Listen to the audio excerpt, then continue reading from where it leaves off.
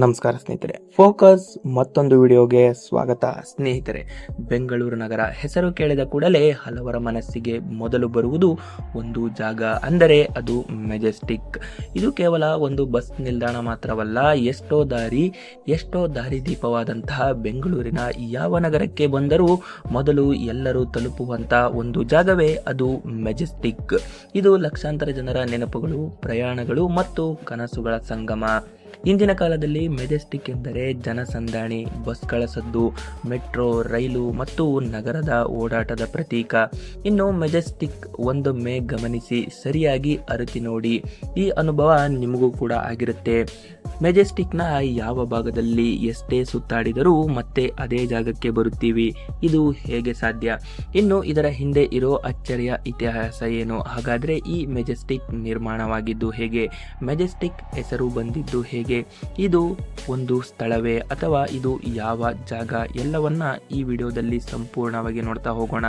ಯಾರು ಕೂಡ ಈ ವಿಡಿಯೋವನ್ನ ಮಿಸ್ ಮಾಡೋದಕ್ಕೆ ಹೋಗಬೇಡಿ. ಸ್ನೇಹಿತರೆ, ಈಗಿನ ಮೆಜೆಸ್ಟಿಕ್ ಈ ಹಿಂದೆ ಕೆಲವು ವರ್ಷಗಳ ಹಿಂದೆ ಇಲ್ಲಿ ಒಂದು ಬಸ್ ಸ್ಟ್ಯಾಂಡ್ ಇರಲಿಲ್ಲ. ಇಲ್ಲಿ ದೊಡ್ಡ ಕೆರೆ, ಇದು ನೀವು ನೋಡಿರೋ ಸಣ್ಣ ಹಾಗೂ ಚಿಕ್ಕ ಕೆರೆಯಲ್ಲ ಸ್ನೇಹಿತರೆ, ಅದರ ಹೆಸರು ಧರ್ಮಬುದಿ ಕೆರೆ. ಇಂದಿನ ಮೆಜೆಸ್ಟಿಕ್ ನಿಂತಿರುವ ಜಾಗವೇ ಆ ಕೆರೆಯ ಒಣಗಿದ ನೆಲ ಎಂದು ಇತಿಹಾಸ ಹೇಳುತ್ತದೆ. ನಂತರ ಇದೇ ಜಾಗದಲ್ಲಿ 1969ರಲ್ಲಿ ಕೆಂಪೇಗೌಡ ಬಸ್ ಸ್ಟೇಷನ್ ನಿರ್ಮಾಣವಾಗಿದ್ದು, ಒಂದು ಕೆರೆಯಿಂದ ಹುಟ್ಟಿದ ನಗರ ಹೃದಯ. ಆ ಕಾಲದಲ್ಲಿ ಬೆಂಗಳೂರು ಇಂದಿನಷ್ಟು ದೊಡ್ಡ ನಗರವಾಗಿರಲಿಲ್ಲ. ಶಾಂತವಾದ ರಸ್ತೆ, ಕಡಿಮೆ ವಾಹನಗಳು, ಮರಗಳಿಂದ ತುಂಬಿದ ಬೀದಿಗಳು. ಧರ್ಮಬುದಿ ಕೆರೆ ನಗರದ ಪ್ರಮುಖ ಜಲಮೂಲವಾಗಿತ್ತು. ಅಂದರೆ ಈ ಕೆರೆಯನ್ನ ನಂಬಿ ಬದುಕುತ್ತಿದ್ದ ಬೆಂಗಳೂರಿಗರು, ಜನರು ಅದರ ಸುತ್ತಮುತ್ತ ಜೀವನ ನಡೆಸುತ್ತಿದ್ದರು. ಕಾಲಕ್ರಮೇಣ ನಗರ ವಿಸ್ತಾರವಾಗತೊಡಗಿತು. ನಗರ ಅಭಿವೃದ್ಧಿ ಹೊಂದಿ ಜನಸಂಖ್ಯೆ ಹೆಚ್ಚಾಯಿತು. ಅಂದರೆ ಬೆಂಗಳೂರಿನ ಜನಸಂಖ್ಯೆ ಹೆಚ್ಚಾಗಿ ಪ್ರಯಾಣ ವ್ಯವಸ್ಥೆಯ ಅವಶ್ಯಕತೆ ಹೆಚ್ಚಾಗಿ, ಅದೇ ಸಮಯದಲ್ಲಿ ಸರ್ಕಾರ ಒಂದು ದೊಡ್ಡ ಬಸ್ ನಿಲ್ದಾಣ ನಿರ್ಮಿಸಲು ಈ ಜಾಗವನ್ನ ಆಯ್ಕೆ ಮಾಡಿತು, ಅಂದರೆ ಕೆರೆಯ ಜಾಗವನ್ನ.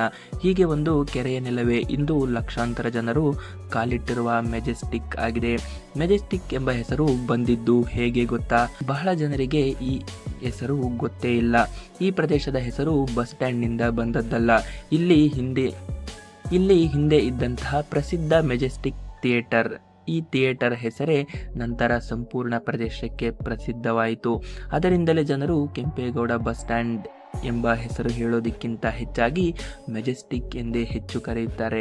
ಎಲ್ಲ ರಸ್ತೆಗಳು ಇಲ್ಲೇ ಸೇರುತ್ತವೆ. ಮೆಜೆಸ್ಟಿಕ್ ಎಂದರೆ ಬೆಂಗಳೂರಿನ ಹೃದಯ, ಅಂದರೆ ಗ್ರಾಮದಿಂದ ಬಂದವರು ಮೊದಲು ಇಳಿಯುವ ಜಾಗ ಇದೆ ಅಲ್ಲವಾ? ಹೊಸ ಕನಸುಗಳಿಗೆ ನಗರಕ್ಕೆ ಬರುವ ವಿದ್ಯಾರ್ಥಿಗಳು, ಉದ್ಯೋಗಕ್ಕಾಗಿ ಬರುವ ಯುವಕರು, ಊರಿಗೆ ಮರಳುವ ಕುಟುಂಬಗಳು, ಎಲ್ಲರ ಕಥೆಯೂ ಇಲ್ಲಿಯೇ ಆರಂಭವಾಗುತ್ತದೆ.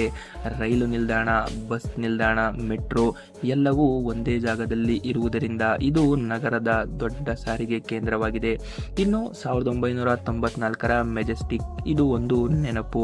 ಅಂದರೆ 1994ರ ಒಂದು ಹಳೆಯ ಫೋಟೋ ಇತ್ತೀಚೆಗೆ ವೈರಲ್ ಕೂಡ ಆಗಿತ್ತು.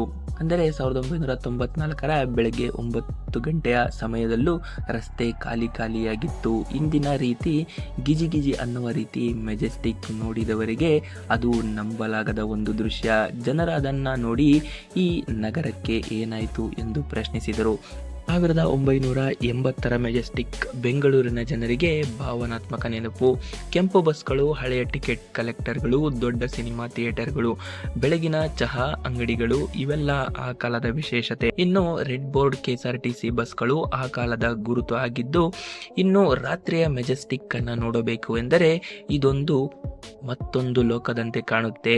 ರಾತ್ರಿ ಸಮಯದಲ್ಲಿ ಮೆಜೆಸ್ಟಿಕ್ ಅಂತೂ ಅದ್ಭುತ ಅಲ್ಲವಾ? ಊರಿಗೆ ಹೋಗುವ ಕೊನೆಯ ಬಸ್ ಹಿಡಿಯಲು ಓಡುವ ಜನರು, ಕೈಯಲ್ಲಿ ಬ್ಯಾಗ್ ಹಿಡಿದಿರುವ ಪ್ರಯಾಣಿಕರು, ರಾತ್ರಿ ಚಹಾ ಕುಡಿಯುವ ಚಾಲಕರು. ಪ್ರತಿ ರಾತ್ರಿ ಇಲ್ಲಿ 1000 ಕಥೆಗಳು ಹುಟ್ಟುತ್ತವೆ, ಅದೇ ರೀತಿ 1000 ಕಥೆಗಳು ಮುಳುಗುತ್ತವೆ. ಹಾಗಾದ್ರೆ ಸ್ನೇಹಿತರೆ, ಈ ಕೆರೆ ಹುಟ್ಟಿದ್ದು ಹೇಗೆ ಗೊತ್ತಾ? ಇತಿಹಾಸದ ಪ್ರಕಾರ ಈ ಕೆರೆ ಕೆಂಪೇಗೌಡರ ಕಾಲದಲ್ಲಿ ಸುಮಾರು 16ನೇ ಶತಮಾನದಲ್ಲಿ ನಿರ್ಮಿಸಲ್ಪಟ್ಟಿದ್ದು, ಬೆಂಗಳೂರು ನಗರಕ್ಕೆ ನೀರಿನ ಅವಶ್ಯಕತೆಯನ್ನ ಪೂರೈಸಲು ಕೆಂಪೇಗೌಡರು ಹಲವು ಕೆರೆಗಳನ್ನ ನಿರ್ಮಿಸಿದ್ದು, ಅವುಗಳಲ್ಲಿ ಧರ್ಮಬುದಿ ಕೆರೆ ಕೂಡ ಪ್ರಮುಖವಾದದ್ದು. ಅಂದಿನ ಜನರು ಈ ಕೆರೆಯ ನೀರನ್ನ ಕುಡಿಯಲು, ಕೃಷಿಗೆ ಬಳಸುತ್ತಿದ್ದರು, ಮನೆ ಬಳಕೆಗೆ ಬಳಸುತ್ತಿದ್ದರು. ಕೆರೆಯ ವಿಸ್ತಾರ ಎಷ್ಟಿದೆ ಗೊತ್ತಾ? ಇದನ್ನ ಕೇಳಿದರೆ ಅಚ್ಚರಿಯಾಗುತ್ತೆ. ಇದು ಚಿಕ್ಕ ಕೆರೆಯಲ್ಲ ಸ್ನೇಹಿತರೆ. ಹಳೆಯ ದಾಖಲೆಗಳ ಪ್ರಕಾರ ಬಸ್ ಸ್ಟ್ಯಾಂಡ್ ನಿರ್ಮಾಣಕ್ಕೆ ಮಾತ್ರ ಸರ್ಕಾರ ಈ ಜಾಗವನ್ನು ನೀಡಿದ್ದು, ಅಂದರೆ ಸುಮಾರು 28 ಎಕರೆ ಹೆಚ್ಚು ಜಾಗ. ಈಗ ಮೆಜೆಸ್ಟಿಕ್ ಇರುವುದು ಅಂದಿನ 28 ಎಕರೆ ಕೆರೆಯ ಜಾಗ. ಇದು ಕೇವಲ ಬಸ್ ಸ್ಟ್ಯಾಂಡ್ ಭಾಗ ಮಾತ್ರ ಅಲ್ಲ, ಮೊದಲಿನ ಮೂಲ ಕೆರೆ ಇನ್ನೂ ದೊಡ್ಡದಾಗಿರಬಹುದೆಂದು ಇತಿಹಾಸಕರು ಹೇಳುತ್ತಾರೆ. ಇಂದು ಸಾವಿರಾರು ಬಸ್ಗಳು ನಿಂತಿರುವ ಜಾಗದಲ್ಲಿ ಒಮ್ಮೆ 28 ಎಕರೆಗೂ ಹೆಚ್ಚು ನೀರು ಹರಡಿತ್ತು. ಹಾಗಾದ್ರೆ ಸ್ನೇಹಿತರೆ, ಮೆಜೆಸ್ಟಿಕ್ ಹುಟ್ಟಿದ್ದು ಹೀಗೆ ನೋಡಿ. ಹಾಗಾದ್ರೆ ಈ ಒಂದು ವರದಿಯಿಂದ ನಿಮ್ಗೆ ಏನಿಸುತ್ತೆ ಅಂತ ಹೇಳಿ ವಿಡಿಯೋ ಕಮೆಂಟ್ ಬಾಕ್ಸ್ ನಲ್ಲಿ ತಿಳಿಸಿ. ಇದೇ ರೀತಿ ಹೆಚ್ಚಿನ ಮಾಹಿತಿಗಾಗಿ ನಮ್ಮ ಚಾನಲ್ನ ಲೈಕ್ ಮಾಡ್ಕೊಳ್ಳಿ, ಹಾಗೆ ಸಬ್ಸ್ಕ್ರೈಬ್ ಮಾಡ್ಕೊಳ್ಳಿ. ಧನ್ಯವಾದ.